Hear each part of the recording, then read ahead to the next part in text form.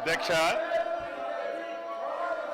గౌరవ BJP floor leader గారు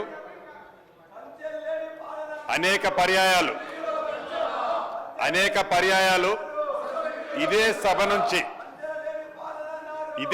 నుంచి ధరణిలో జరిగిన అనేక అవకతవకల గురించి, ధరణిలో జరిగిన అవకతవకలతో పాటు ఏదైతే తెలంగాణ రాష్ట్రం ఏర్పడిన తర్వాత 2020 చట్టాన్ని తెచ్చి ధరణిని ఏర్పాటు చేసి ఈ ధరణి ద్వారా ఆనాటి పెద్దలు ఏవైతే తప్పులు చేశారో ఆ తప్పులు సైంటిఫిక్ గా శాస్త్రోక్తంగా విచారించాలని, విచారించి ఎవరి మీద కక్షపూరితమైన ఉద్దేశపూర్వకంగా చర్యలు తీసుకోవద్దని గౌరవ ముఖ్యమంత్రి రేవంత్ రెడ్డి గారు కానీ, కేబినెట్ సహచర మంత్రులు కానీ, మిగిలిన ఇందిరమ్మ రాజ్యంలో ఉన్న ప్రజాప్రతినిధులు కానీ ఏ రోజు అనుకోలేదు అధ్యక్ష.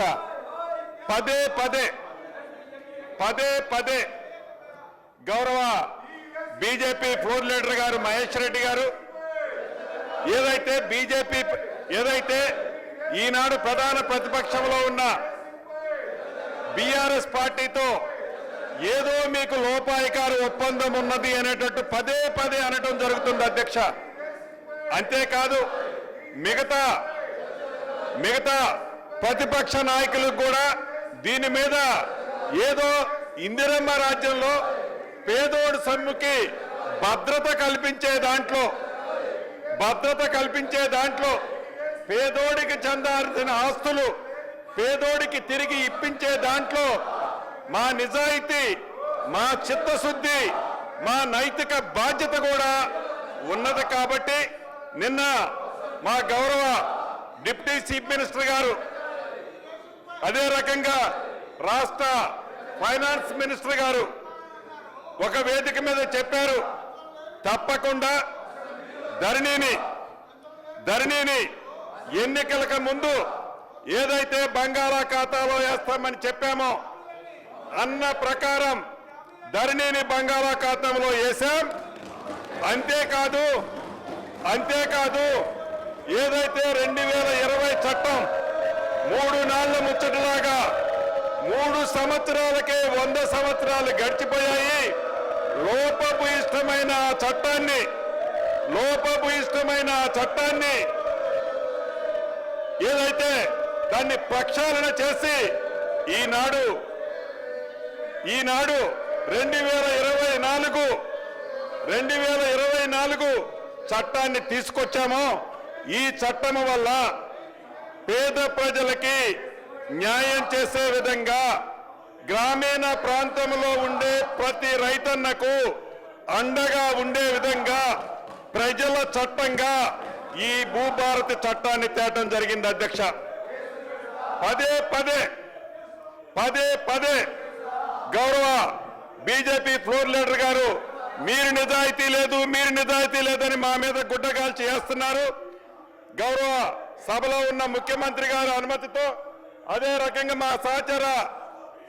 మా సహచర మంత్రుల అనుమతితో, అదే రకంగా ఈ సభలో ఉన్న సభ్యులందరి అనుమతితో ఫోరెన్సిక్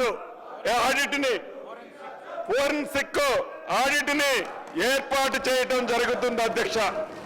దీన్ని ఏదైతే ధరణి పేరుతో అవకతవకలు ఆర్థిక పరమైనవి జరిగాయో, ధరణి పేరుతో పేదవాళ్లకు చెందిన ఆస్తులు ఆనాటి ప్రభుత్వం కొల్లగొట్టిందో వీటన్నిటినీ కూలంకుషంగా పరిశీలించి ఆనాటి దొరలు ఎవరైతే వారి స్వార్థం కోసం ఈ ధరణి కాన్సెప్ట్ ని తీసుకొచ్చి మోసం చేశారో ప్రజలని, ఆ ఆస్తులన్నిటినీ తిరిగి పేదోళ్ళకిచ్చే కార్యక్రమాన్ని ఈనాడు చేపట్టడం జరుగుతుంది అధ్యక్ష. ఇదే సందర్భంలో ఇంకా 1-2 విషయాలు తమరు నోటీసుకు తేవాల్సిన అవసరం ఉంది అధ్యక్ష. నిన్న గౌరవ మాజీ మంత్రి వర్యులు హరీష్ రావు గారు సభను తప్పుదారి పట్టించే విధంగా పదే పదే ఓఆర్ఆర్ ని రద్దు చేయండి రద్దు చేయండి రద్దు చేయండి అని అంటున్నారు. వారితో పాటు వారి బావమరిది గారు కేటీఆర్ గారు కూడా ఓఆర్ఆర్ ని రద్దు చేయండి అన్నారు. ఆ సభలో గౌరవ ముఖ్యమంత్రి గారు ఉన్నారు, మేమందరం కూడా ఉన్నాం. వారి సూచనల మేరకు వారి ఆలోచనలకు అనుగుణంగా ఏదైతే వారు ఉబలాట పడుతున్నారో ఒక అగ్రిమెంట్ ని రద్దు చేయాలి అంటే దాని మీద ముందు విచారణ జరగాలి అధ్యక్ష. దానిని దృష్టిలో పెట్టుకొని గౌరవ ముఖ్యమంత్రి రేవంత్ రెడ్డి గారు నిన్న దాని మీద సిట్టును కూడా ఆదేశించడం జరిగింది. అంటే ఇందిరమ్మ ప్రభుత్వం యొక్క చిత్తశుద్ధి, ఇందిరమ్మ ప్రభుత్వం యొక్క నిజాయితీ ఏంటో ఒక్కసారి ఆ ప్రతిపక్ష నాయకులు అర్థం చేసుకోవాలి అధ్యక్ష. ఇంకొకటి కూడా దృష్టికి తేవాలి అధ్యక్ష. అబద్ధాలతో కాలం గడపాలని ప్రతిపక్ష నేత కనిపించరు, ప్రతిపక్ష నేత సభకు రారు, ప్రతిపక్ష పాత్ర పోషించరు అధ్యక్ష. ఉన్నవాళ్ళు ఈ సభలో ఉన్నవాళ్ళు ఉదయం నుంచి చూస్తున్నాం, నిన్న మొన్న చూశాం. రోజుకొక వేషంతో డ్రామాలు చేస్తూ ఈ సభని అబద్ధాలతో, ఆ 10 సంవత్సరాల అబద్ధాలతో ఎలా అయితే పరిపాలించారో ఇప్పుడు ప్రతిపక్షంలో ఉన్నప్పుడు కూడా అదే రకమైన అబద్ధాలతో జనాలని మళ్లీ మభ్య పెట్టాలని చూస్తున్నారు అధ్యక్ష. ఒకటి నిజం, ఏదైతే ప్రతిపక్ష పాత్ర పోషించాల్సిన ప్రధాన ప్రతిపక్ష నాయకుడు ఎప్పుడూ సభకు రాడు అధ్యక్ష, కొంతమంది నీటికి పంపిస్తాడు, రౌడీల్లా గూండాల్లా ఈ సభలో ప్రవర్తిస్తుంటారు. ఎంత దురదృష్టమో చూడండి అధ్యక్ష, ఏ రకంగా ప్రవర్తిస్తున్నాడో చూడండి అధ్యక్ష.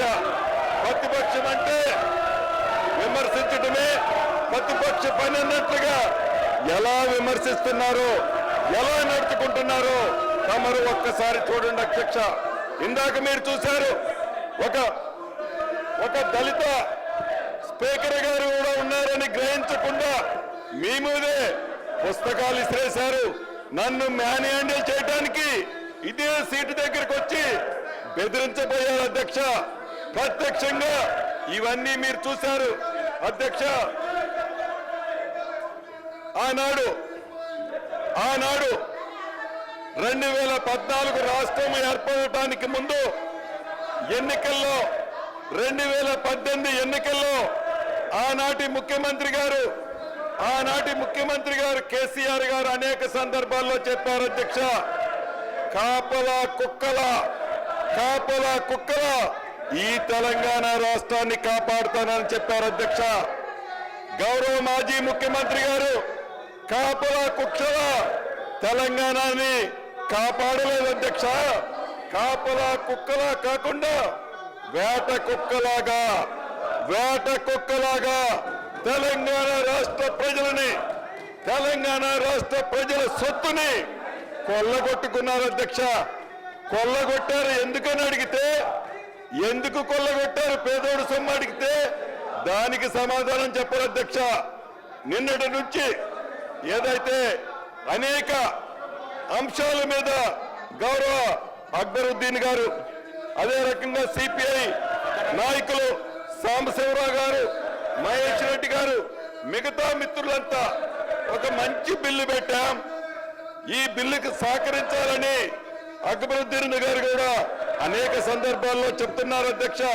చూడండి ఆ దౌర్జన్యం రాష్ట్ర ప్రజలంతా గమనిస్తున్నారు. దీన్ని తీవ్రంగా ఖండిస్తూ నేను సెలవు తీసుకుంటున్నాను అధ్యక్ష. మహేశ్వర్ రెడ్డి గారు ఒక్క నిమిషం మాట్లాడండి. మహేశ్వర్ రెడ్డి గారు 1 మినిట్ సార్.